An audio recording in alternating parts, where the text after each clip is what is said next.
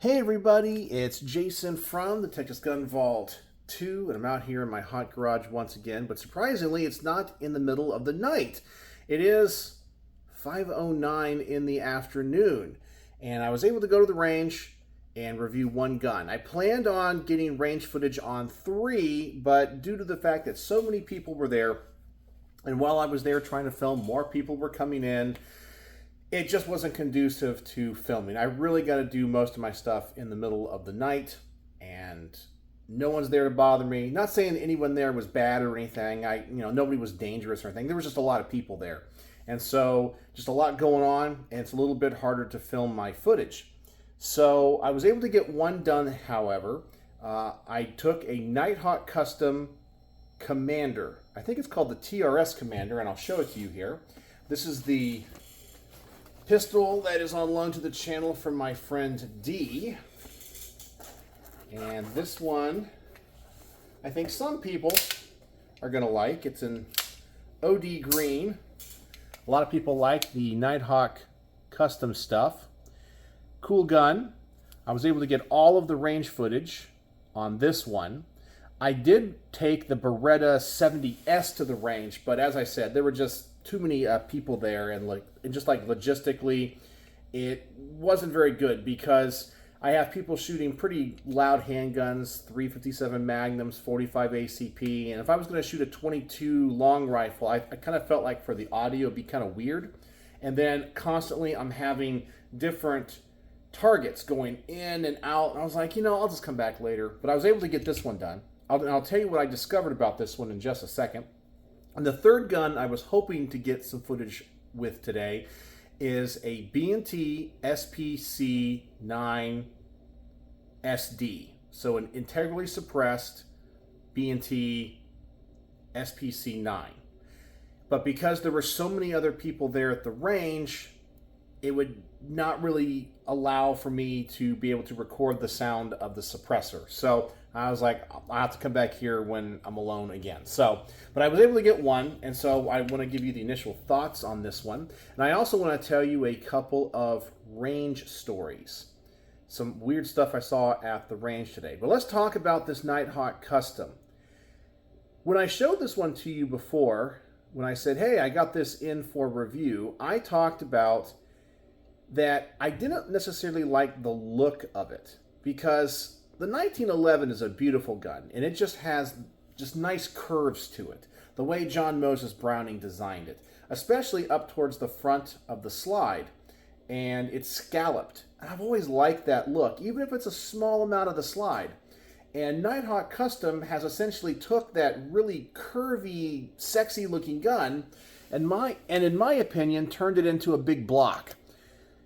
People complain that Glocks are square. Well, this Nighthawk Custom is kind of square. Now, of course, this is a very subjective thing. This is just my personal opinion. So please do not be upset if you disagree. I know some people are going to say this is going to add weight to the frame. It's going to give it more rigidity. And they might even like that. And that's okay. You can disagree with me. But for me, I really kind of feel like this rail could be redone and give me just a little bit of an undercut on those scallops, just to make the gun look a little sleeker, a little sexier. For me, the front of that gun is just a big block. And I think aesthetically, it takes away from what otherwise would be an absolutely beautiful firearm. Like everything else from here on back, I think is perfect. Like it is really, really nice. And I love the way it looks. Well, maybe except for the flat face trigger. But yeah, just right up here. But at the range, how did it shoot? It shot almost as good as the staccatos I have recently reviewed. Not quite as good, but pretty good. It did better at an intermediate distance, where on the staccato C at about 12 to 15 yards, my group kind of opened up a little bit. This one, it did not. And I would say accuracy at 25 yards is about the same. And it ran really, really good. But I do have one big complaint about it. And let me adjust my chair here, because I got my range bag here kind of in the way. Let me show you what I discovered about this. And it has to do with the magazine release. Okay, so I shot this gun for the first time. I think it was the first shots that had ever been through it. I think D had once again allowed me to be the person that kind of breaks this gun in. And so I was sighting in the red dot optic, so I did film it. And it was just a little bit low of the center of the target, but a really good group. And so I shoot it, gun locks open. Okay, time to drop the magazine. And I push the button. Okay, that time it did drop. Okay, it's dropping now for some reason, because at the range I was discovering it would stick. Let me see, maybe it's the other mag. Let's see what the other mag does. Okay, I think it's the same mag. Okay, now we're not having any issues with it, because I noticed at the range, and you're going to see footage of this, I shoot the gun locks open, I push the magazine release, and the magazine, like, sticks, and I almost have to, like, strip it out. And I had to kind of feather that button, so if I push it in too hard, it would stick. But right now, it's not doing it. Now, don't ask me why that is. As I said, at the range, it did it the entire time. So that was the only thing that I noticed. And it didn't have to do with anything with the magazine being loaded, because it happened when the gun had been shot and the slide had been locked open. Okay, it's running great now. Okay, so maybe this is a silly thing to say, but you'll see it in the range footage. And then when I try to do the quick magazine change, the gun shoots fast, boom, boom, boom, boom, boom. I drop the mag, and it's like, it goes out to about right there. I have to, like, strip it out. But now, I'm not having to do that. Okay. I have no idea why that is. So, that was the one thing that I discovered. I'll have to look into that. Maybe that magazine button just needs to be broken in a little bit. But otherwise, really, really nice gun. It shot really well. I really do think, though, this is just, once again, my personal thoughts on the way it looks. That would be the only thing that would prevent me from buying this gun. And I know that people disagree with me, that a gun does not have to look aesthetically beautiful. It just has to function right.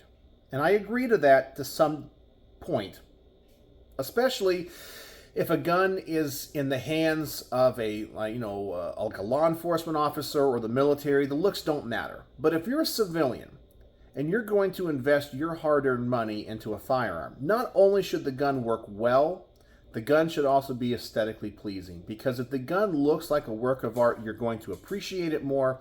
You're more likely to treat it better. You're going to take it to the range. You're going to want to show it off.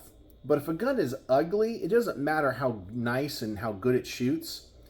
I really think that you're just not going to enjoy shooting it. You're just going to go, that thing looks like a, big slab of metal. And for me, it's just like, man, 96% of this gun is awesome. I just wish that frame was a little bit different. But it's very obvious that the mantra of Nighthawk Custom, which is one gun, one gunsmith, holds true to this. I mean, whoever the artist was, and I'm going to call them an artist, that built this gun from the ground up did a fantastic job. But I went online, I looked, and all of the commanders have this look. So it's just the look that they go for at Nighthawk Custom. Ooh, it almost stuck there. No, it's not doing it now. Anyway, so that's what I discovered about that one. So I'll try to get the range report on this one done for D in the next day or so. But now I want to go to a couple of range stories, some things that I saw today that was kind of funny that I've never seen before. Well, I got to the range, and when I first got there, there was only two other people there. And in the VIP kind of private lanes where I shoot, there's 6 lanes.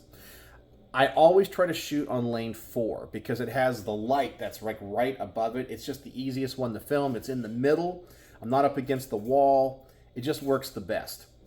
But there was another couple there, a husband and wife, and they were in lanes 1 and 2, or they were just getting set up. And they seemed real nice. I didn't really talk to them or anything. And when I'm shooting, I always kind of observe how other people are shooting, how they handle guns, because safety, for me, is very important. And they were not unsafe. They handled guns fine. They, looked like they knew what they were doing. But when it came to how they shot, number one, and how they set up their guns, number two, really had me questioning. So the gentleman at the range was one of these people, and I see these from time to time, where people will take a firearm, and of course, let me safety check the gun again. We're good to go. And so they hold the gun, they bring it up, and it's like this. It's like close to their eyes. I don't know. Let's see. When I shoot, I push the gun forward. And I'm pretty sure that's what a lot of people are taught. You want to push that gun forward. And sometimes these people they hold it back here. Maybe they're focused more on the sights, and then when they shoot it, because their arms aren't extended, it's just getting all this muzzle flip. And I was already like, okay, he wasn't dangerous with the gun. It's not like, as I said, he did anything wrong safety-wise. But I'm like, okay, he obviously has been taught wrong or not an advanced shooter because the way that he's shooting the gun. But then his wife pulled out the Smith & Wesson, what is it? The pistol caliber carbine, the folding pistol caliber carbine in 9mm. You guys know the one I'm talking about? I've reviewed it. So it has this long Picatinny rail on the top, and they had a red dot on it. You'll never guess where that red dot was mounted. It was mounted all the way at the end of the barrel, like at the end of the rail. Have you ever seen anything like that before? I don't know how or who told them to set it up that way. So their shot placement with that, because I could see there a target as I was reviewing this gun, was all over the place, even at like 10 yards. And with a rifle like that, it should be pretty spot on. But their red dot was like way out here. Have you ever seen anything like that? I don't know. I'm not saying there should be some type of barrier of entry, but I like to think that people know what they're doing, especially if I'm going to have to be around them at the range. And they weren't dangerous, but they just set up their guns really kind of weird. So you guys tell me, have you ever seen anybody that sets a red dot up at the end of the rail at the end? I never have. I'm of the belief it should be mounted right above the ejection port if you're doing like an AR or a pistol caliber carbine. So wherever the ejection port is, you want to be generally kind of above that. You don't want it too close to your eye. It's not a scope. And you don't want it so far out that you can't really see the exact placement of the red dot. So usually like over the ejection port in that general vicinity is usually the way to go. So let me know what you think about that. So that's my range story. The other thing I wanted to talk about was an interesting comment I got on my main channel. And I had a couple of mean comments today, stupid comments as well. They kind of come and go in waves, but somebody commented on, I want to say it's like one of my older videos. It was like the X5 Legion SIG P3A20 or something. And this guy got really upset because he's like, you flagged the camera within the first 3 minutes of the video. Yeah. So for example, you know why this is okay? Because I'm not pointing the gun at any human being or any living thing. What's the rule of gun safety? Never point a firearm at anything you're not willing to kill or destroy, okay? Now, obviously, I have safety checked this gun a lot. And even though I know for a fact this gun is empty, I am not going to point it at me. I'm not going to point it at anybody else. Now, of course, I'm here in my garage by myself, okay? But if there was somebody in this garage, even knowing that this gun is empty, I would never point it at anybody. Now, if I point this gun at the camera, I'm not pointing it at you. To be very honest with you, I'm pointing it at a paper towel roll that is behind the camera that is supporting it. So when it comes to the rules of gun safety, well, the gun has to be pointed somewhere at all times. So let's just say like this. I'm not pointing it at my camera. I'm not pointing it at that paper towel roll. I'm not pointing it at any other human being. And I have my finger off the trigger. And I'm holding it like this. Well, through just moving the gun, it's pointed at things. Like right now, it's pointed at a fan and a bunch of cardboard boxes. Now it's pointed at my car. Now it's pointed at my garage door. Now it's pointed at my cabinets. So there's nothing I can do. I'm always going to be flagging something. It's impossible. It's not like there's some magical force field that I can put over the end of the barrel and then nothing can ever come out of it, right? So the best thing we can do, of course, is always be safe. Always be checking your firearm and still follow the rules of gun safety. Never point the firearm at anything you are not willing to kill or destroy. And sometimes it's going to be inevitable. Like, I mean, I don't want to destroy anything here in my garage, okay? Even the roll of paper towels behind my camera. However, when it comes to things, if this gun, you know, if I was going to be dangerous, I'd rather it shoot a paper towel roll and my camera phone than anything else. But I don't understand why the safety Sallies think this is dangerous, because I'm not pointing it at you. I'm not pointing it at anybody. There's nobody behind my camera phone except a paper towel roll. And then there's a wall, and then, or I guess drywall, then there's a brick wall, and then it's outside. That's what's behind the camera. And it's the most bizarre thing that these people, I don't know. I mean, as I said, I'm all about safety. I'm all about safety. But I don't understand these people that, like, that's the thing you want to get me on and go, you flagged the camera in the first 3 minutes. Well, nobody's here. Nobody's here. I don't get it. Anyway. Knuckleheads. Just knuckleheads. I have to deal with this all day long. It's crazy. So anyway, that's all I want to talk about tonight. This really cool Nighthawk custom. What I saw at the range and stupid safety Sallies.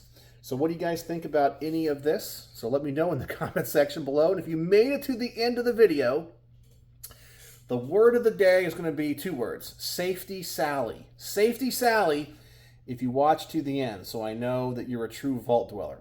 So let me know what you think in the comment section below. And as always, thanks for watching.